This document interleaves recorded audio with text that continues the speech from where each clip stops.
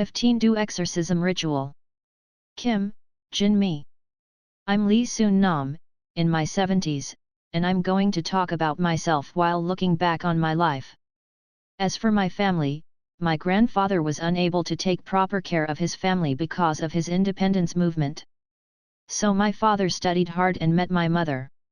In other words, my parents suffered a lot because my family was poor. Maybe that's why both my father and mother died early, so I grew up with my grandmother.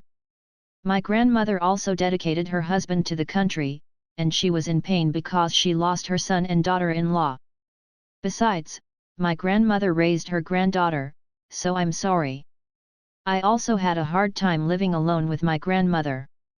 At that time, the only way to live was to go to a private school for a poor and good student, so I studied hard and went to a private school. For now, it is a university of education. At that time, I could become a primary school teacher after graduating from a private school with a high school course. It is elementary school these days. I do not forget my grandmother's grace, nor do I forget my grandfather who died for the country. And I try to remember my parents who passed away ridiculously early. Even though I was poor, my grandmother and I lived together as teachers of elementary school. But one day, the principal called me at school. How old are you, Lee Soon Nam? Are you about 25? Yes, principal, I'm 25 years old. The principal gives me a business card and asks me to go out to a coffee shop at a hotel at 1 o'clock this Sunday. What is this?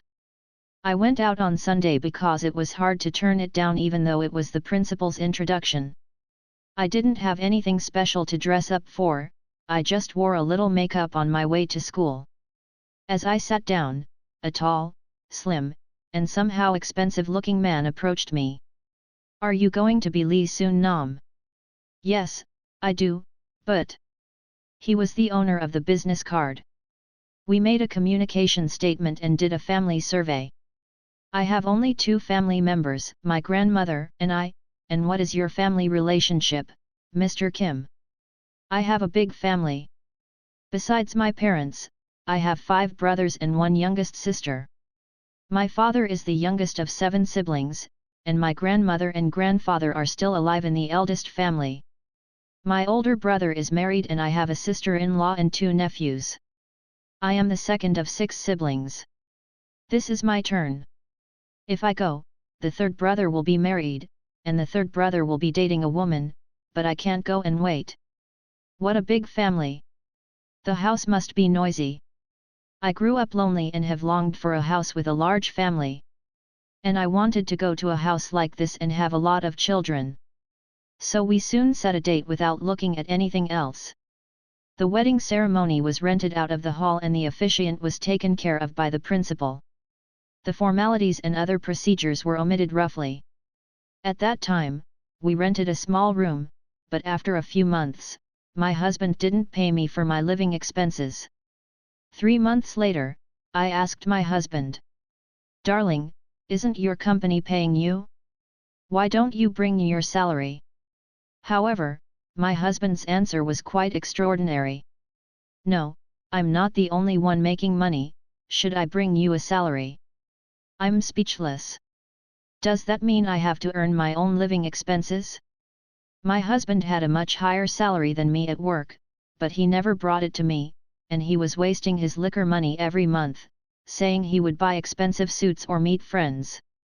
6 months later, I thought I shouldn't do this, so I told my mother-in-law.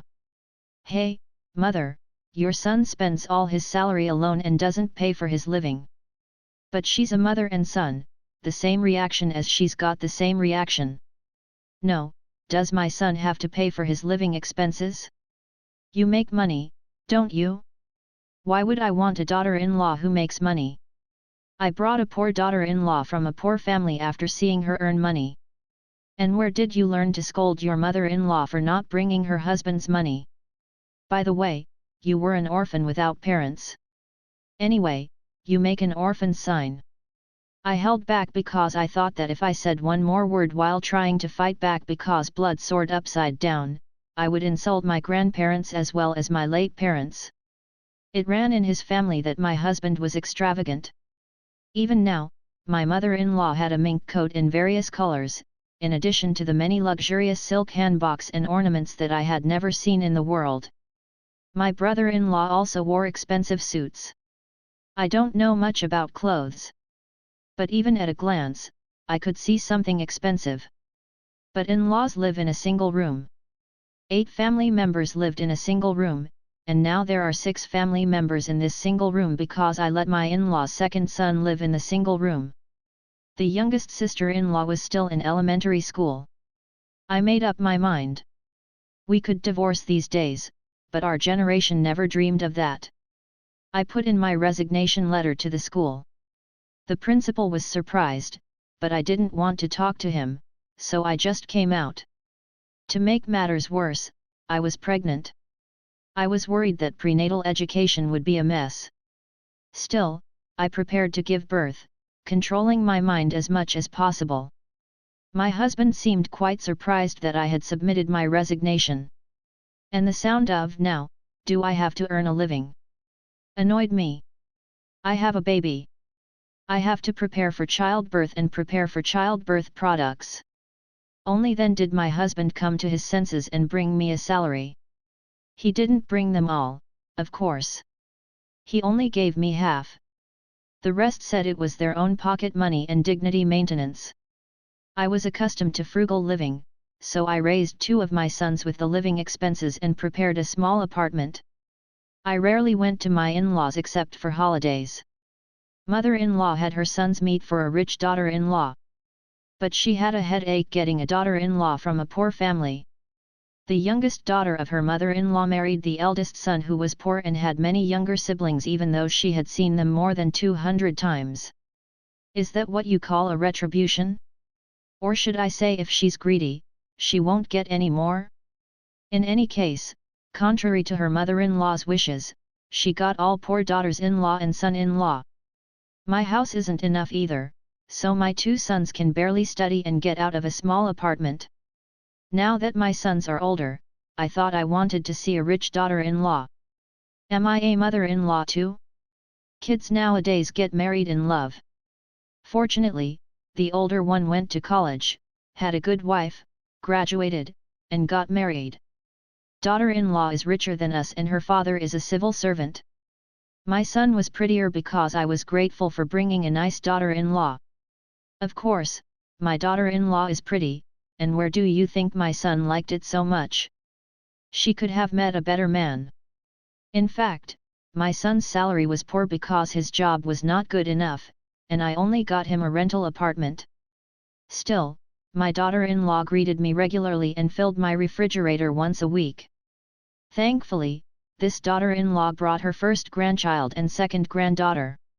I wanted to buy a house for my eldest son and his wife at any cost. I caught a house without my husband knowing and took out a loan to escape my son's lease. But it wasn't long before my husband knew it. Of course, the house was noisy. Eventually I decided to pay it all back and I got a temporary teacher position. Elementary school teachers who took maternity leave moved to a teacher's seat once a year to fill the vacation period. Still, the teacher's license I received when I was in my 20s was still valid for those in their 50s and 60s, which helped my life. I was a temporary teacher until I was 65 again. With the money I saved, I expanded my apartment and paid off my eldest son's apartment debt. Of course, as soon as I got back on duty, my husband resigned and spent half his life unemployed. I wish I could have lived until now. But I'm worried about the second one. My second son was prettier, nicer, and kinder than the eldest one when he was young, so I had high expectations. Second, he studied well and sent a university to Seoul, but as soon as he graduated, he got a job at the main branch of a big bank in Seoul, and the future seemed bright. But I didn't realize working at the bank's headquarters was such a tough place. The second one suffered from heavy work and lost weight and went to work like a skeleton. My second son has lived alone in Seoul since he entered college, so I couldn't even take care of him. The second son was getting worse and worse, and one day he said, "Mom, I can't go anymore because I'm tired." I want to quit the bank and do business with my friend. What can I say? The second son quit his job and ran a clothing business with a friend, but I don't know the details, and it seemed to be a business that ordered clothes from abroad and sold them in Korea. But it didn't seem to make much profit because it didn't work out. He's been living that life for over 10 years and now he's over 40. Of course he didn't even get married. This guy can't date, his business is bad, and he can't date because he doesn't have a job. I don't want to give up my son without a job. When I was young, I was worried about my older brother's poor studies, but he got a wife and worked well on his own, and I didn't expect him to suffer like this. I couldn't go to school after 65 years of age, so I studied hard to qualify as a licensed real estate agent. I can see how bad it is for my health to study when I am old. I got a license as a licensed real estate agent, but my face was crooked because one ear went out and guanwasa came.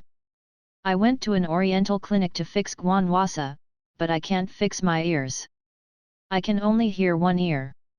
I started reparteeing as a real estate agent. I bought my eldest son a house, and to second, I want to buy him a house. Marriage is something a son should take care of himself. I can't bring his wife home. My second son says that even if my friends introduce him to a girl, that's it. What kind of woman does this guy like? I don't know if my eyes are high. Or maybe he's the kind of person who doesn't really care about women. I can't even ask my son that. His life is his life. Well, when I told my second son I wanted to buy him an apartment, of course, husband annoyed. Why would we buy it for second son? What are we? I said I'd make money and buy it for my son, and when did you do anything for them? I eventually earned his apartment and bought it for him. I bought this house myself, didn't I? How can you talk like that after 30 years of unemployment? Husband must have been offended, so he swoops out. Did I touch his pride? I don't know. I'm more curious about how my mother-in-law educated her son like that. She raised her son to come and go, and she only made him suffer for his wife and children. I really don't like it. I was upset and cleaned the house. There was an old document box in the warehouse, so I'll take this opportunity to organize it. My husband carried around what it was every time he moved. When my husband is gone today, I will clean it up and get rid of it. Dusty and old photos and diaries were seen. One of them was unique, and it was written in mother-in-law's handwriting on a piece of paper that looked like a talisman written by a shaman during an exorcism. Second son, this mother is about to die. I've been wanting to tell you something, but you've kept it a secret for a long time. In fact, when you were 8 years old, you suddenly fainted and had a fever, even a load of crap. I examined you at a famous hospital, an oriental clinic, but I couldn't fix you anywhere. Your father had 6 children, and he thought maybe one could go. Usually, half a threshing is the average, and he asked where there is a house where all 6 of us are alive like us. I went to a famous shaman in the country with the intention of saving my son by clenching my teeth. The shaman knew right away that my son was sick. Then he asked, "Do you want to save your son?" I was in a state where I wanted to grab at least a straw, so I said, "Of course. Bodhisattva, please save my son." Then the shaman said, "Now you're quite well off in your village, listening to the sound of a rich family. But if you save your son, you'll become a beggar with no spoon clubs left in your house. Do you still want to save him?" I was glad I didn't bring your father. Your father would have told me I could have another child. But I replied, "Yes, Bodhisattva, if you spare my son, I will not waste my entire fortune." Then, he told me about this and that, set up 3 kinds of drinks and meat, set up Jeongansu, and pray for Chilsung for 100 days. And sprinkle chili powder and garlic around you, put the edge of the knife out of the door. There were many secrets, but now I've forgotten everything. And crucially, there was a great exorcism ritual. Then, strangely enough, your fever went down and stopped talking nonsense, and you opened your eyes and asked me for food. We thought you were alive. But for a moment, joy. Indeed, your father's business went bust, creditors came in, and the whole family was put under pressure. The only thing left is my diamond wedding ring, a mink coat, several handboks, and a few suits for your father. Since then, your father has made very little money, and I have sold my diamond ring and got a single room and lived in a family of 8. It's the house where you lived until you got married. When you grew up safely and went to the army, I was worried, so I wore the most expensive clothes I could dress up in and wore a mink coat to meet the division leader and brigade leader in person. And I asked you to leave me out. I acted like I'd make a big case for him as long as the brigadier removed you from the army. And then he immediately took you out, a private. After that, I didn't go because I didn't have to. He didn't retaliate against us. They cheated, so they couldn't help it. You don't have a problem with military service anyway. You've got a good job, and there's one more thing the clever shaman told me, I extended your life with all my property, but you have to get a wife well to continue to extend it. As a maiden of a well-born family, she was asked to find a woman with plenty of water in her fortune. You are a tree that is burning to death in a fire pit, so you need to find as much water as the Pacific Ocean to survive. And if you have a lot of children, you lose energy, so if possible, don't have a lot of children, and don't make money, said the shaman. I've been looking for your wife for the first time in more than 20 years since you were young, looking around for a house with a daughter and a house with a nephew. The brother of a friend of your father's is the principal, and I found out that there was a virgin who was descended from an independence activist at the school where the principal worked.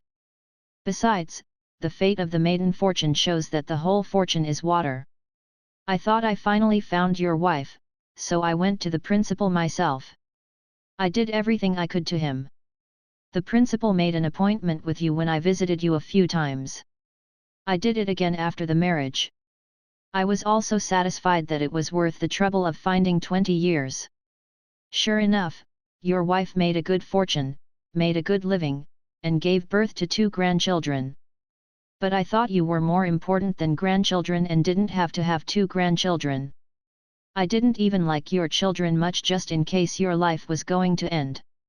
From now on, don't go out to earn as much money as possible, take care of yourself, don't spend money on your children, save money and be careful. And please know how I've protected you all my life. My head went blank. I was chosen to extend my husband's life, and I didn't have enough of my time to inherit karma to our second child? Why did my mother-in-law and husband treat me like that, let alone treat me like that? Is it a lack of qualification, even if he's not qualified? Then does our second child have to die to be lucky? What if this husband steals all the luck from the whole family and uses it as his lifespan? Even if my life is this bloody, I can't let my child be. Mother-in-law, if you used me to save your son, I would sacrifice your son for my child. I also visited the exorcist who is the most useful in Korea and asked for a ceremony to make my second son's life happy. And I gave my husband's life in exchange for extending the life of my children.